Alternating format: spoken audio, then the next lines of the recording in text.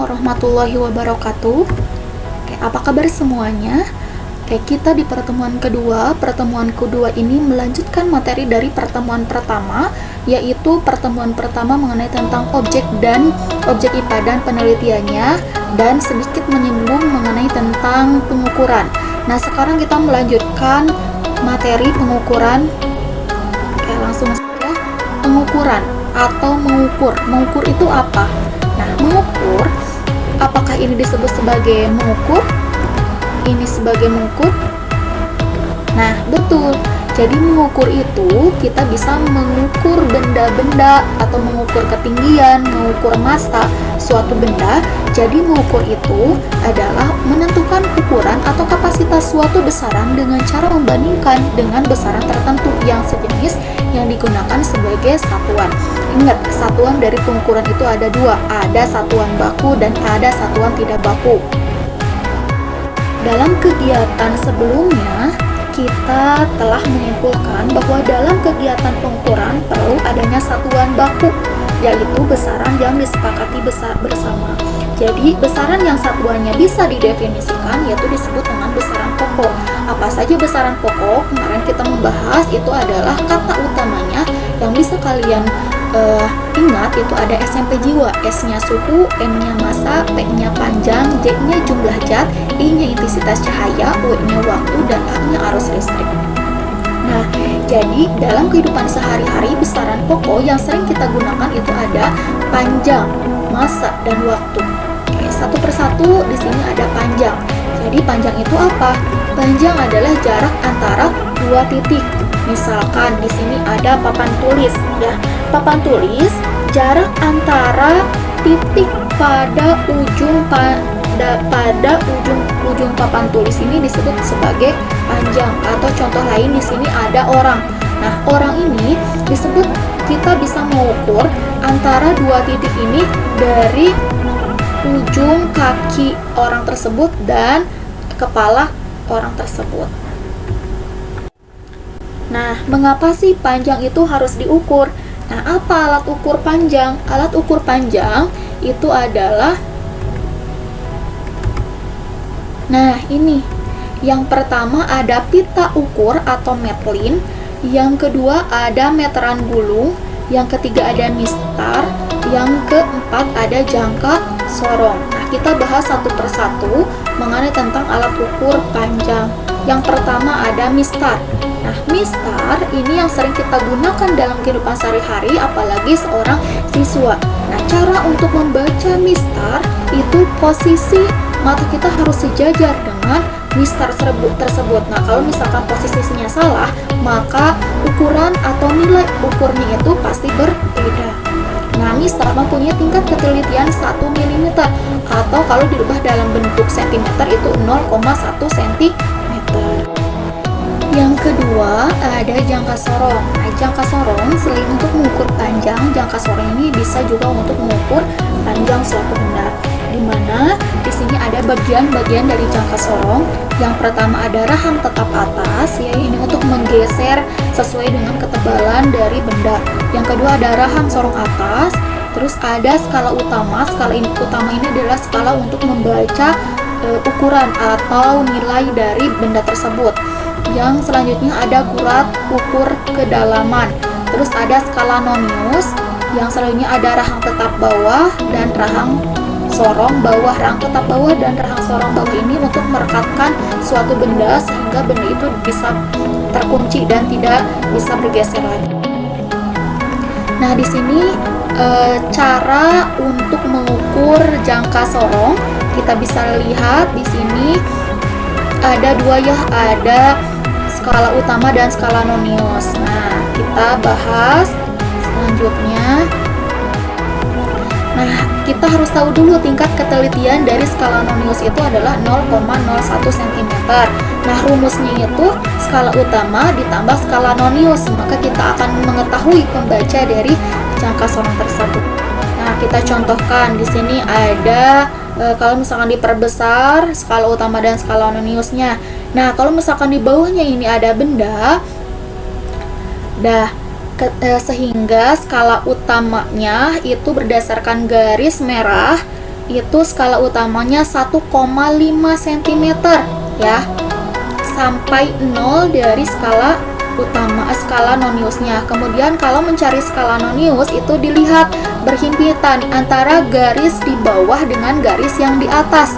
Ternyata ini dinamakan dengan skala nonius, yaitu 0,08 cm ya, karena ada 8 itu 0,08 cm. Nah, kemudian perhitungannya skala utama itu tadi 1,5 cm, skala nonius 0,08 cm, maka pembacanya 1,58 cm. Ingat, kalau penjumlahan dan ada komanya, antara koma atas dan koma bawah itu harus sejajar. Nah, yang ketiga ada mikrometer skrup. Kalau mikrometer skrup ini kurang lebih sama, alat ukurnya itu sama dengan alat ukur jangka sorong. Namun perbedaannya kalau mikrometer skrup ini hanya untuk mengukur ketebalan suatu benda. Nah, di sini ada bagian-bagiannya. Yang pertama ada rahang tetap. Nah, rahang tetap ini untuk menahan suatu benda saat akan diukur. Yang kedua ada rahang geser atau skrup ya, proses gerak poros geraknya yang dapat digerakkan menuju poros atau landasan tersebut, jadi untuk menggesernya. Yang kedua ada pur, mengunci, ini untuk merekatkan antara rahang tetap dan rahang geser. Yang kedua ada skala utama, sama seperti yang tadi jangka sorong, dan ada skala nonius. Kemudian ada selubung luar, terus ada rongga bergerigi. Kalau rongga bergerigi ini untuk mengkencangkan poros gerak atau skrup sampai harus berbunyi klok. Nah, berarti untuk memastikan bahwa kalau sudah ada suara pengunci, skrup sudah menempel dengan. Cara untuk membaca skala utamanya, di sini ada garis putih. Kita ulangi lagi, garis putih di sini itu menandakan skala utamanya, karena di sini ada angka 1, 2, 3 dan di bawahnya ada garis lagi. Nah, berarti 3,5 mm. Kemudian kalau skala noniusnya ya harus ada garis yang tegak lurus antara skala utama dan garis skala nonius ini, berarti menandakan penandanya itu seperti itu, dan harus berhimpitan. Maka skala noniusnya adalah 0,12 mm, karena dilihat dihitungnya dari bawah ada 5, 10, kemudian dihitung garis sesianya 1, 2, berarti 12, 0,12 mm. Nah, penghitungannya skala utama 3,5 mm, skala nonius 0,12 mm, sehingga dibaca 3,62 mm. Kalau dirubah ke dalam bentuk cm 0,360.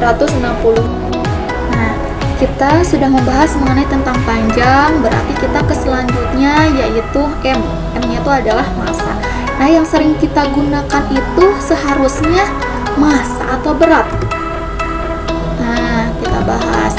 Ternyata massa itu tidak sama dengan berat ya.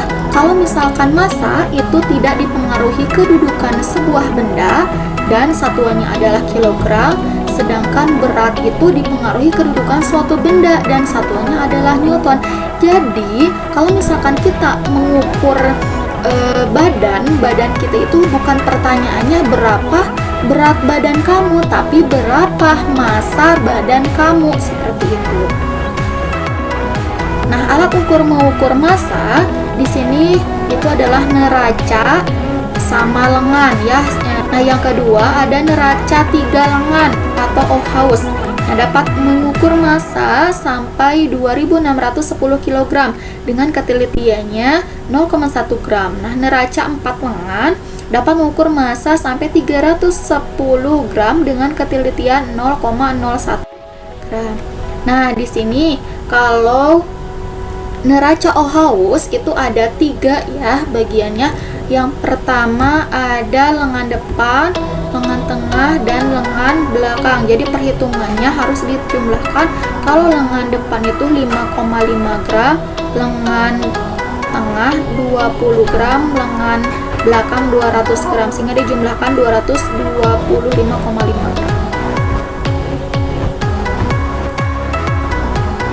Alat ukur besaran pokok yang sering kita gunakan. Yang pertama kan tadi panjang, yang kedua masa, yang ketiga adalah waktu. Nah, waktu adalah selang antara dua kejadian atau dua peristiwa. Misal, waktu siang sejak matahari terbit hingga matahari tenggelam, waktu hidup sejak dilahirkan hingga meninggal. Nah, alat ukur waktu itu segala sesuatu yang berulang secara periodik, contohnya rotasi bumi, revolusi bumi, jam, stopwatch, dan lain sebagainya. Nah, di sini ada alat ukur waktu yang sering kita gunakan dalam kehidupan sehari-hari, itu ada jam dan yang kedua ada stopwatch. Kalau jam, tangan atau arloji memiliki ketelitian 1 sekon ya, atau 1 detik. Kalau stopwatch itu mekanisme memiliki ketelitian 0,1 sekon. Stopwatch elektrik memiliki ketelitian 0,001 sekon. Nah, tugasnya kerjakan soal pada Google Form yang sudah dikirim di grup ya. Oke, terima kasih untuk pertemuan kedua ini, semoga bermanfaat. Apabila kalian tidak mengerti, boleh diulang-ulangi lagi atau ditonton kembali video ini. Wassalamualaikum warahmatullahi wabarakatuh.